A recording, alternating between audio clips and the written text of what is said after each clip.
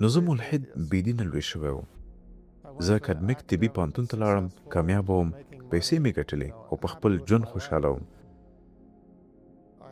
زما یوه لور وه چې د زړه د یو بیمارۍ سره پیدا شوه.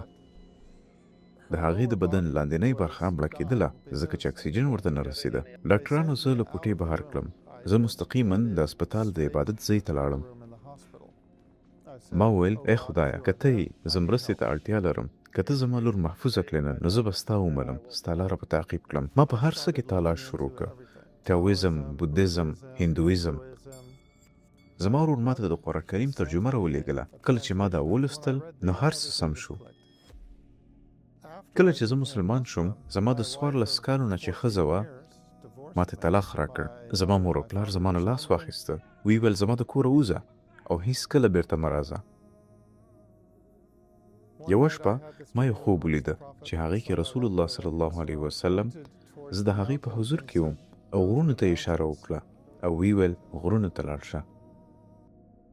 السلام علیکم ورحمت الله. ډاکټر لارنس براون زموږ د دعوت منلو لپاره ستاسو نه ډیره مننه. وعلیکم السلام ورحمت الله. زه غواړم له دې پیل کړم ډاکټر لارنس براون څوک دی؟ مهرباني وکړئ د خپل ژوند په اړه په لنډه توګه ووایئ. زه د سترګو متخصص یم، یو لیکوال یم او اوس په سعودي عربستان کې اوسېږم او کار کوم. زه په یو کویکر عیسایي ډله کورنۍ کې پیدا شوی یم، خو هغوی عملي دینداره نه وو. زه شاوخوا 30 کاله مخکې مسلمان شوم. دې کار زه سعودي عربستان ته راوستم او له هغې راهیسې زه دلته اوسېږم او کار کوم. ستاسو ژوند د ایمان په اړه څنګه و؟ په څه مو باور درلوده؟ زه ملحد لوی شوی یم.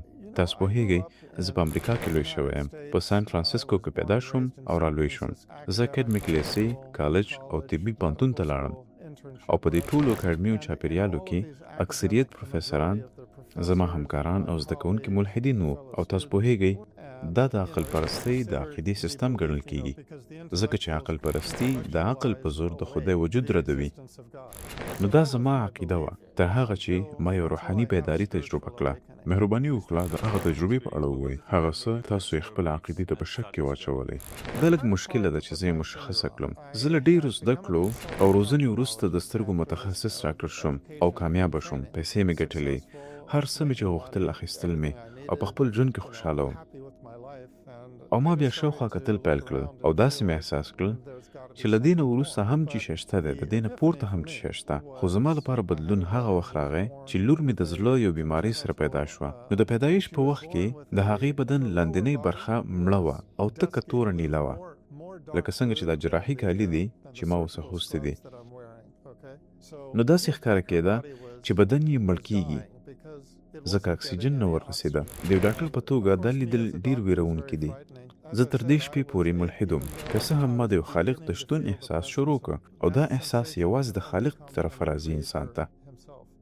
زما په ټول ژوند کې هر څه ما په کنټرول کې و. زه هیڅکله د داسې حالت سره نه وم مخ شوی چې دا احساس کړم چې دلته دا کنټرول زما په لاس کې نه دی. او دا زما په ژوند کې اول ځل و چې ما احساس کړل چې دلته زه هیڅ هم نشم کولی. پخوا همیشه داسې وه، که پیسو ته مې اړتیا وه سخت کار مې کوو. تل زما ژوند واک زما سره و. او دلته زه له داسې یو څه سره مخ شوم چې د ماشومې په کتلو سره ماته پته ولګېدله چې زه هیڅ هم نشم کولی دغلته. یوازینی شی چې دا ماشومه بچ کولی شي هغه زما خالق دی. هغوی زه له کمرې نه باندې ویستلم. زه د ماشومانو د واټ څخه راووتلم او زما په زړه کې یو څه و. زه مستقیما د عبادت ځای ته لاړم. هلته ننوتم او ډېره ساده دعا مې وکړه. ایا تاسو ګمان کولی شئ چې د الله دشمن د دعا دپاره ځي؟ ما وویل ای خدایه، که چیرې خدای وي زما روح بچ کړه نن، که زما روح وي سمه ده. دا هغه ډول دعا ده چې ډېر ملحدین یې کوي او ما هغه وخت دا دعا نه پېژندله، خو زما دعا دې ته نږدې وه. په حقیقت کې زما دعا سورة الفاتحې ته نږدې وه. ما وویل ای خدایه، که ته یې زه مرسته غواړم. ما یوازې له خپل خالق څخه وغوښتله. تاسو پوهیږئ که ته زما لور نن بچ کړې نو بیا ما ته هغه دین راوښیه چې تا ته ډېر خوښ وي، نو زه به یې ومنم.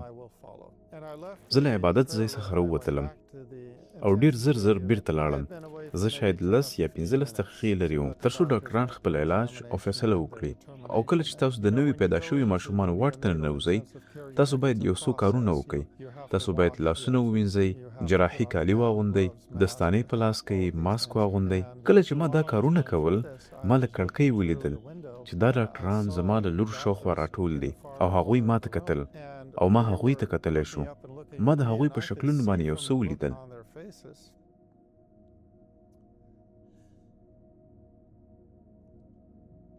ما د هغې شکلونو ته وکتل او پوه شوم چې یو څه بدل شوي دي.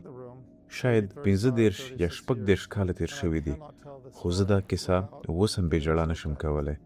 کله چې زه ډاکټرانو ته ورنږدې شوم، یو ډاکټر ما ته وکتل او ویل هغه به ښه شي، او زه پوه شوم چې هغوی ټول په خپل طبي دلایلو باندې دا واضح کوله ماته.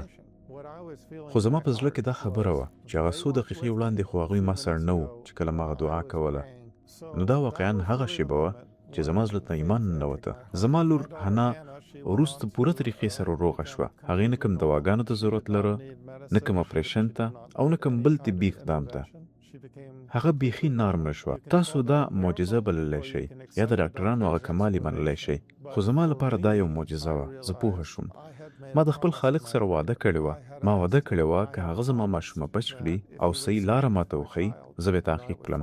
باید خپل احساسات کنټرول کړم تر څو قصې ته دوام ورکړم. له هغې وروسته 4 یا 15 کاله زه په ذهني فشار کې وم، ځکه ما هغه لار نه شوه پیدا کولی. ما وعده کړې وه چې که چېرته الله تعالی ماته لارښوونه وکړه زه به یې منم، او زه په تلاش کې وم. ما په تاویزم، بودیزم او هندویزم کې تلاش شروع کړ، او په آخره کې مې هغه څه وکړل چې په مغرب کې ډېر خلک کوي. ما انجیل واخیسته او تورات مې په لوستلو شروع کړ.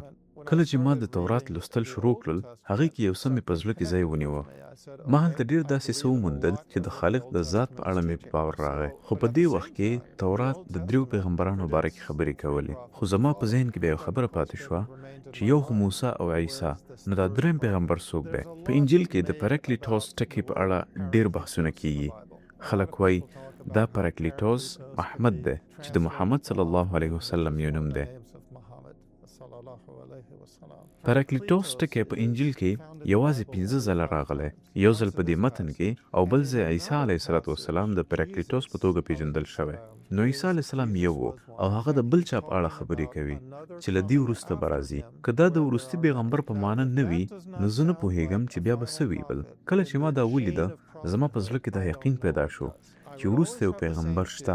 ما تل دا احساس په زړه کې و، د خدای په یووالي باور کول، د نبوت سلسله، وحي، فرښتې، د قیامت ورځ او د الله تعالی په هر واکمنۍ باندې په دې ټولو پوه شوی وم. خو دا نظر چې عیسی علیه السلام د خدای زوی دی، دا زما عقل نه منله. تثلیث یعنی ټرینیټي دا ما نه شو منلی. ما له ډېرو پادریانو دا پوښتنه کړې وه چې تاسو دې خبرې دپاره کم دلیل لرئ چې عیسی علیه السلام د الله زوی دی؟ عیسی علیه السلام چیرته ویلی دی چې زه د خدای زوی یم؟ هغوی به ما ته کوم متن وښوده او ما به ویل نه نه نه نه، عیسی علیه السلام 88 ځل ځان ته د انسان زوی ویلی دی، یو ځل یې هم ځان ته د خدای زوی نه دی ویلی. تاسو ولې د نورو خلکو خبرې منئ؟ هغه څه ومنئ چې هغه د خپل ځان په اړه ویلی دی. انجیل ټول مؤمنان د خدای اولادونه بولي. دا یو تشبیه یا استعاره ده. تاسو ولې دا مجازي معنی اخلئ؟ ولې هغه څه نه منئ چې عیسی علیه السلام په حقیقت کې ویلی وي؟ نو دا حالت زه په دې مجبوره کړم چې خپل خالق ته ووایم زه لټون کوم خو څه نه پیدا کومه. بیا زما ورور چې له ما 21 میاشتې مشر دی، الحمدلله هغه مسلمان شو. زه او هغه ورور هیڅ کله نږدې نه وو. موږ ډېر لرې وو یو بل نه. موږ هغه وخت حقیقي ورونه شو چې کله مو اسلام قبول کړ. یوازې له اسلام وروسته موږ واقعا ورونه شو. شاوخوا 1 کال وروسته هغه ماته د قرآن کریم یو ترجمه او سیرت یو کتاب یې راولېږه، د رسول الله صلی الله علیه وسلم د ژوند د تاریخ یو کتاب، په خاص طور د مارټین لینګز لخوا لیکل شوی د محمد صلی الله علیه وسلم ژوند باره کې. کله چې ما دا ولوسته، هر څه سم شول، لکه د یو تصویر ټوټه ټوټه یو ځای کېدل. زما په ژوند کې دا لومړی ځل و چې ما دا احساس وکړ چې دا ټول تصویر ما ترلاسه کړل. همدا اخرنی پیغمبر دی او همدا اخرنی وحی ده. دا د نبوت د سلسلې او د تورات د پیشنګویانو سره سم راځي. دا هغه وخت و چې زه مسلمان شوم. د ایمان لاره څومره چې د عقل ده، هومره د زړه هم ده. آیا کولی شئ چې هغه احساس بیان کړئ؟ اصلي احساس سکون و. زه ډېر ارامه شوم. اودس کول او دا درک کول چې سبحان الله دا یو ډېر ارامونکی عمل دی. د تاسو مجبوروي چې ورو شئ او ځان ومینځئ او فکر وکړئ چې دا ولې کوئ. او دا ټوله سلسله په ساده ډول تسکین ورکوونکې وه. ستاسو شاوخوا خلکو سره د عملو کورنۍ مو څه وکړل؟ له مسلمانېدو وروسته زما مېرمن چې د 14 کلونو ما سره یو ځای وه طلاق یې راکړه. ما خپل ماشومان د لاسه ورکړل. محکمې د ماشومانو پالنه هغې ته ورکړه یوازې د دې لپاره چې زه مسلمان وم. د محکمې فیصله په ښکاره ډول زما په تاوان روانه وه. هغې په ما باندې بندیزونه ولګول. اجازه مې نه درلودله چې خپل کور ته 100 فوټه نږدې سم. زما مېرمنې او ماشومانو ته تر 100 فوټه نږدې کېدل منع و. قاضي د هغې نه پوښتنه وکړه آیا ته د دې نه وېرېږې؟ هغې وویل نه. آیا هغې کله وهلې؟ نه. آیا بد رد یې درته ویلی دي؟ نه. نو ولې طلاق غواړې؟ هغې وویل زه بس جلا کېدل غواړم. هغه مسلمان دی، زه عیسوي یم. قاضي یوازې د دې لپاره په ما باندې بندیز ولګاو چې زه مسلمان وم. زه د داسې وخت نه تیر شومه چې ما حتی خپل ماشومان نشو لیدلی. د هغوی د لیدلو لپاره ما سره باید یو باډیګارډ وي تر څو زه هغه ماشومان ته شر ونه رسوم. په داسې حالاتو کې هغوی پلار ته دومره سپکاوی کوي سره له دې چې زما د تاوتریخوالي او ناوړه چلند هیڅ ریکارډ نه و. زما مېرمنې هم ورسره ومنله. دا ډېر سپکوونکی وخت و. ما کور، مېرمن، ماشومان، موټر، مالداري هر څه له لاسه ورکړل. ما د 2.5 لکه ډالرو په ارزښت هنري آثار لرل او هغه مې له لاسه ورکړل. زه یوازې له خپل موټر او 15,000 ډالرو سره راووتلم. ډېر ملګري مې هم لاړل. مور او پلار زه بیل کړم. ما ته یې ویل دلته مه راځه، زنګ مه وهه او زموږ له میراث څخه بهر یې. ډېر کلونو وروسته موږ بیا یو بل سره اړیکه ونیوله. هغوی دواړه بیل بیل د مرګ نه مخکې کلمه وویل. زما مور او پلار دواړه مړه شوي دي خو دواړو کلمه ویلې ده او زه امید لرم چې الله یې ترې قبول کړي. تاسو مدینه کې اوسېږئ. د رسول الله صلی الله علیه وسلم په اخلاقو کې کوم شی ډېر تاسو متاثر کړی؟ دا د هغه د شخصیت د ځواکمنتیا او د پیغام د رښتینوالي یو ثبوت دی. هغه څوک چې وایي چې هغه د مال یا د ښځو په تلاش کې و هغوی د دې خبرې جواب نشي ویلی که هغه د اسلام پرېښودو ته تیار شوی وی نو قریشو ورته وړاندیز کړی و چې هغه به د مکې تر ټول نه مالداره سړی کړي او باچا به یې کړي. هغه کولی شو چې د دنیا ټول نه ښایسته ښځو سره واده وکړي که هغه د تبلیغ بند کړي. نو هر څه یې ترلاسه کولی شول خو په دوام ورکولو کې دا هر څه نه و. د هغه مخکې لاره د کړاوونو او سختیانو لاره وه. دا یو داسې سړی و چې حقیقت کې د خپل خالق خدمت ته وقف شوی و. زما لپاره دا تر اندازې زیاته حیرانوونکې ده. هیڅ انسان بل داسې مقام ته نشي رسېدلی. ایا تاسو کله په خوب کې لیدلی دی رسول الله صلی الله علیه وسلم؟ هو لیدلی مې دی الحمدلله. په خوب کې موږ په یو زوړ ښار کې یو لکه د امریکایي کوبای فلمونو غوندې. رسول صلی الله علیه وسلم غرونو ته اشاره وکړه. وی ویل غرونو ته لاړ شه، د غرونو خلکو ته لاړ شه ځکه په غرونو کې جهاد دی. جهاد کېدلی شي د هڅې یا شخصي مبارزې په معنا وي. ما ورته وویل زموږ وخت ستاسو د وخت په څیر نه دی. که ماته څه پیښ شي زما د مېرمن او ماشومانو پالنې لپاره څوک نشته. هغې وویل زه به ستا د مېرمنې او ماشومانو خیال وساتم. ناڅاپه موږ یو بلډینګ ته لاړو. هلته د میوو ډک یو لوښی و. هغې یو لوښی راواخیسته او زما په لاسونو کې کېښوده. وی ویل د غرونو خلکو ته یوسه. دا زما خوب و. دا په 1999 کال کې و. ما په سعودي عربستان کې د کار کولو وړاندیز وکړ او مدینې ته د راتلو فیصله مې وکړه. زه په یو 2 کلن قرارداد راغلم. هر څه سم شول. 40 کاله وروسته زه لا هم په مدینه کې یم. یو ورځ ما له خپل کړکۍ څخه د وحود غر ته کتل. رڼا بیخي برابره وه او دا لومړی ځل و چې ما ته پته ولګېدله سبحان الله دا هماغه غر و چې ما په خپل خوب کې لیدلی و او د مدینې خلک هماغه د غره خلک